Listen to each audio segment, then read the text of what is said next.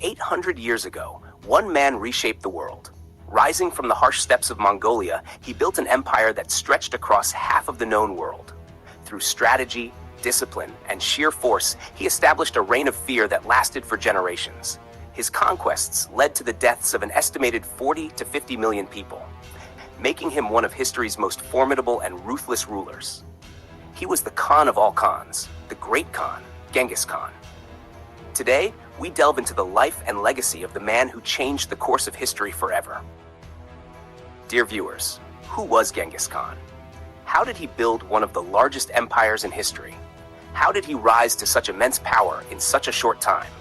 Today we will explore the details of his life, from his birth to his rise and fall, his conquests, and the brutality that defined his rule.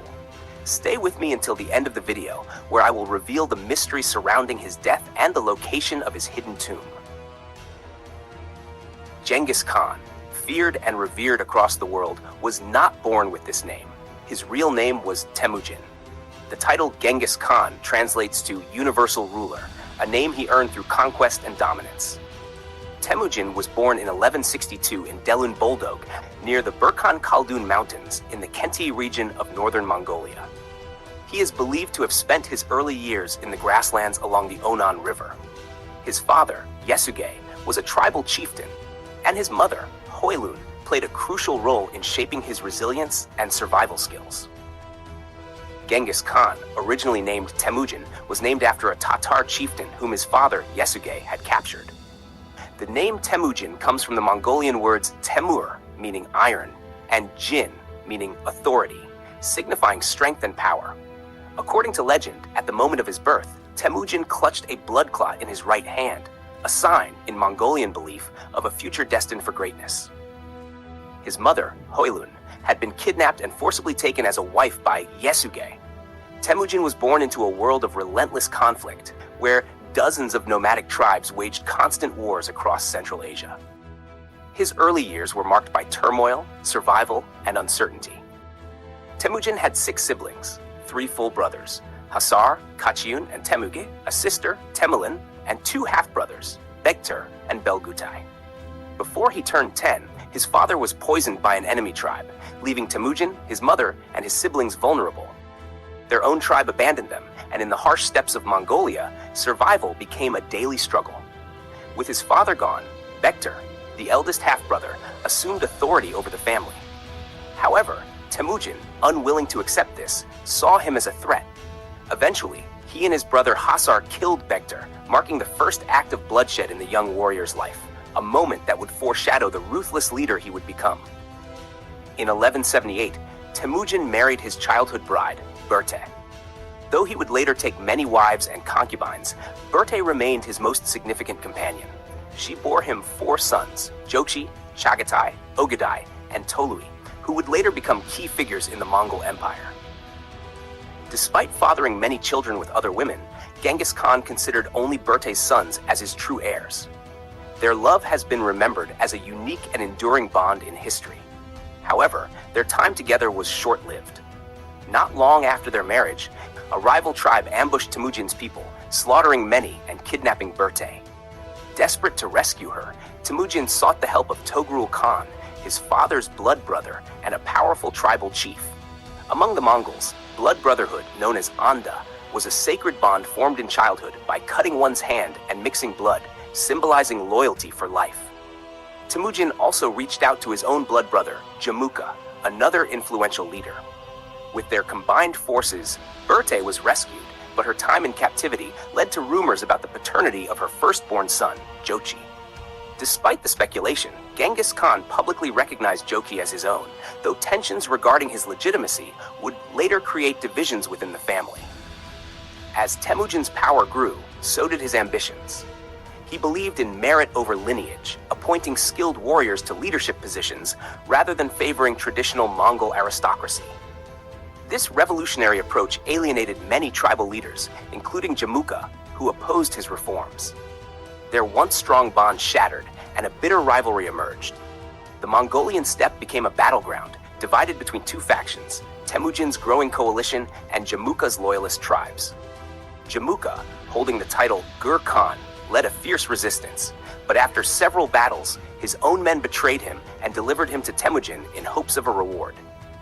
However, if there was one thing Genghis Khan despised above all else, it was betrayal. Instead of rewarding the traitors, he had them boiled alive, a brutal message that loyalty was absolute in his empire. As for Jamuka, he was executed in accordance with Mongol tradition. His back was broken. Some sources suggest that Temujin did not want to kill him, but Jamuka refused to live in defeat, choosing an honorable death instead. With Jamuka gone, the remaining Mongol tribes submitted one by one. And in 1206, Temujin was declared Genghis Khan, meaning universal ruler. From that moment on, Genghis Khan embarked on an unparalleled campaign of conquest. Over the next 21 years, he built an empire that stretched across 10 million square kilometers, covering parts of China, India, Central Asia, the Middle East, and Europe.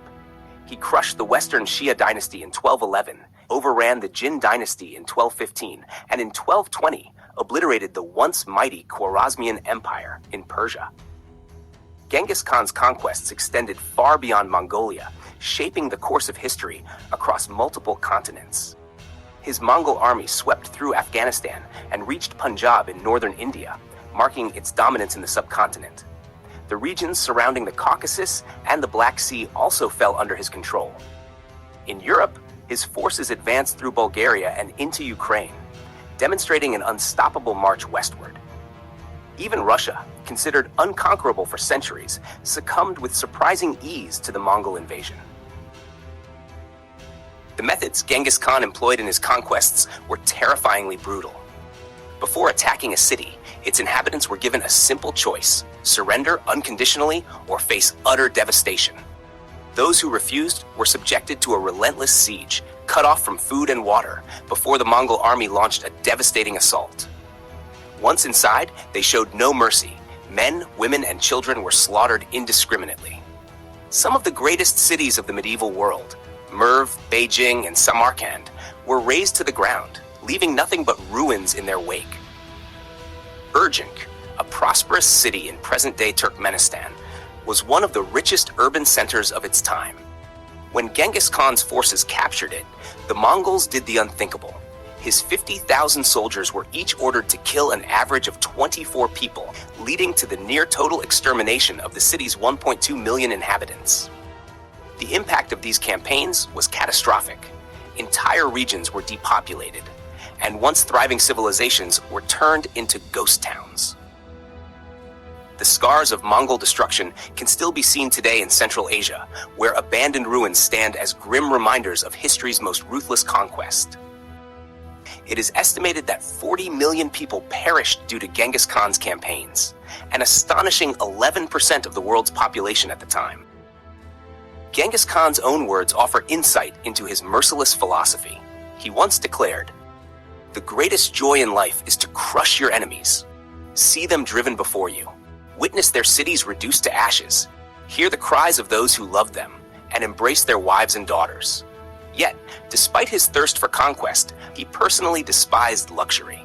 He believed indulgence led to weakness, once stating, "I hate luxury. I practice moderation." When a man wears fine clothes, rides fast horses, and surrounds himself with beautiful women, he forgets his purpose. He becomes no better than a slave, and he will surely lose everything. Genghis Khan also saw himself as an instrument of divine retribution. Addressing his conquered subjects, he proclaimed, "O people, know that you have committed great sins. If you seek proof, look no further. I am that proof. I am the punishment of God. If you had not sinned, he would not have sent me to destroy you." But beyond his battlefield conquests and brutality, Genghis Khan was also a ruler who shaped laws and policies that transformed the Mongol Empire. Now let us explore his beliefs, his legal system, and the religion that guided his rule. His belief system was rooted in shamanism, a practice closely tied to tantricism, where shamans or witch doctors played significant roles in Mongol society. The Mongols, originally nomadic people, followed Tengriism, which centered around Tengri, the sky god. Ancestor worship was also an important part of their spiritual practices. Despite his deep-rooted traditions, Genghis Khan was remarkably tolerant of other religions. He was not only open to different faiths, but also deeply interested in the philosophies and moral teachings of other religions. He sought wisdom from Buddhist monks, Christian missionaries, Muslim scholars, and Taoist figures like Qi Chuji. But Genghis Khan wasn't just a passive observer of other religions. He actively influenced practices. For instance, Genghis Khan and his successors, including the Yuan emperors, banned certain Islamic practices, like animal sacrifice, which clashed with Mongol customs. This led to Muslims secretly continuing the practice in defiance. Interestingly, to Genghis Khan, Muslims and Jews were treated almost like subordinates, people who had to adhere to Mongol dietary rules. Things like circumcision were strictly prohibited, and the Mongols even banned kosher food, which deeply affected the Jewish communities. Genghis Khan was the ruler of a vast and diverse empire, bringing together a myriad of ethnic groups under his banner. To promote unity and prevent past causes of conflict, he abolished the practice of hereditary titles, which had often fueled wars. He also outlawed the kidnapping and selling of women, abolished slavery among the Mongols, and even passed laws that mandated the death penalty for stealing domestic animals. But Genghis Khan didn't stop there.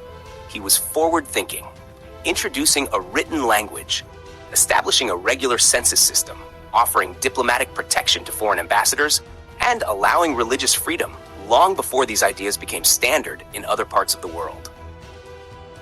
Now let's get into one of the most intriguing parts of his life, his death. The circumstances surrounding Genghis Khan's death are shrouded in mystery. Over the centuries, historians have proposed various theories. Some suggest he died from injuries sustained during a hunting accident, while others believe he fell from his horse. There are even accounts claiming he was killed in battle. So let's break down these theories.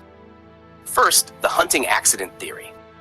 In 1226, Genghis Khan was leading his forces from Persia to China to quell a rebellion.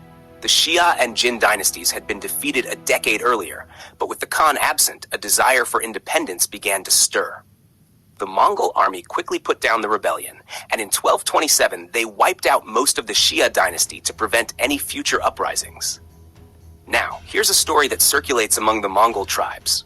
One night, Genghis Khan had a vivid dream. He saw fresh red blood on white snow. Naturally, the dream troubled him, and the next day he asked his priests to interpret it. They told him that the blood represented the Tangut prince who would die in battle the following day, and the white snow symbolized the beautiful daughter of the prince who had rejected every suitor. The very next day, the prophecy came true. Genghis Khan killed the Tangut prince in battle. But the story takes a dramatic turn here. He took the prince's daughter to his quarters with intentions to dishonor her.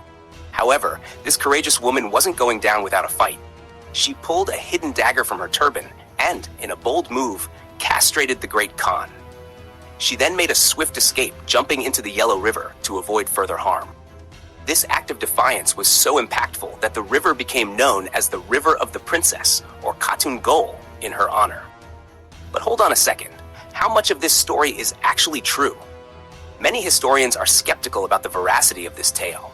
It paints a rather grim picture of Genghis Khan's final moments, and many believe it's rooted in the historical rivalry between the Irat tribe, or the Western Mongols, and Genghis Khan's Eastern Mongol faction. This story didn't emerge until the 17th century, long after Genghis Khan's death. It was probably invented during a period of unrest among Mongol tribes, and most historians today dismiss it as a myth. Let's move forward and discuss more about Genghis Khan's death, which remains one of the greatest mysteries in history. Now, we've already mentioned a few theories, but there are still more to explore. One theory, according to the Hypatian Codex, states that Genghis Khan was killed in his final battle against the Chinese in 1227. This codex, written in 1425, is a critical historical document that is currently preserved in the Russian National Library in St. Petersburg. On the other hand, famous Venetian traveler Marco Polo gives another perspective. He claims that Genghis Khan was struck in the knee by an arrow while attacking a fortress named Kazu, and eventually succumbed to this injury, leading to his death. Then there's the theory of death by falling from a horse. The Secret History of the Mongols, a chronicle of the Mongol Empire, mentions this possibility. It tells us that Genghis Khan, while preparing for war against the Tanguts in southern Mongolia, spent his time hunting wild horses. During one such hunt, the 65-year-old Genghis Khan fell off his horse and suffered serious injuries. This fall, combined with pneumonia from enduring the harsh cold, overwhelmed him. Despite his condition, he continued to command his forces, but ultimately, he died from these injuries. Now, how accurate is this version? The secret history of the Mongols was written in 1240, not long after Genghis Khan's death. It's believed to have been based on the account of one of Genghis's foster sons. This makes it one of the most accepted explanations of the three mentioned. But let's not forget Genghis Khan's final wishes.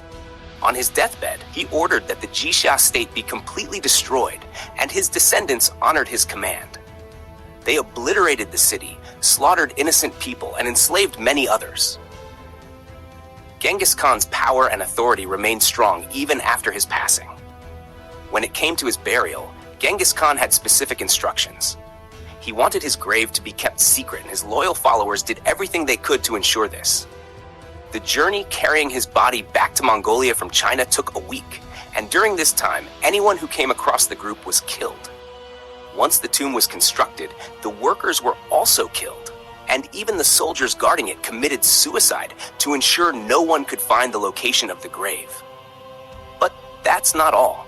Various legends have emerged over the years regarding the lengths to which his soldiers went to hide his tomb. One story claims that the Mongol army diverted the course of a river to flow over the grave, ensuring it would never be discovered. Other accounts say that numerous horses were driven over the grave, and a tree was planted on the spot. Eventually, the grave was concealed from view due to heavy snowfall. In fact, one legend claims that the grave was discovered 30 years after Genghis Khan's death, where they found a baby camel buried alongside him. A touching detail in the story suggests that the baby camel's mother was seen crying at the site, adding an emotional layer to the mystery. Some even claim that Genghis Khan requested 6 cats be buried with him, so that their calls would guide him to Mongolia in the afterlife. There's also a story that says 40 virgins, as beautiful as the moon, were sacrificed and buried alongside him to keep him company in the afterlife. Marco Polo, who visited Mongolia about 60 years after Genghis Khan's death, was the one to spread this fascinating tale. According to him, not only were these virgins and cats buried with the Khan, but also countless treasures were placed in his tomb. Though it's impossible to verify the truth of these stories today, they have certainly added to the mystique of Genghis Khan's final resting place, keeping the fascination with his life and death alive for generations. Historians have not been discouraged in their search for Genghis Khan's resting place, despite the efforts to erase it from history. On the contrary, this attempt has only intensified their curiosity. Even though 8 centuries have passed since his death, researchers continue to search for his remains, driven by the mystery that surrounds the great ruler's final resting place. Many believe that Genghis Khan's body was brought back to his birthplace in Khenti province, where he was buried near the Onon River. Others speculate that he was laid to rest somewhere in the Burkhan Khaldun Mountains in northeastern Mongolia. Amateur archaeologist Maury Kravitz dedicated 40 years of his life to the search for Genghis Khan's grave.